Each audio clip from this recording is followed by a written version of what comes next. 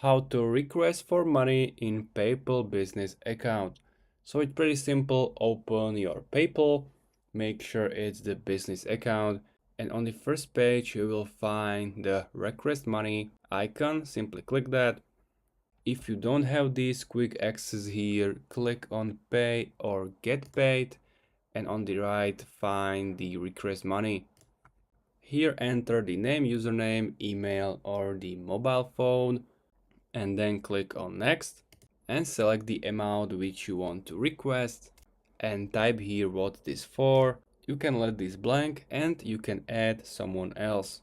Now click on request now and your money will be requested from this person.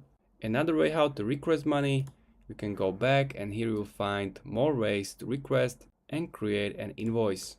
Here enter the customer name or email, enter here the item name, note to your customer. You can upload files here, reference number, terms and conditions. Make sure to type here the amount. Also you can add here the shipping and then click on send and the invoice will be created and money requested. If you found this video helpful, please consider subscribing and see you next time.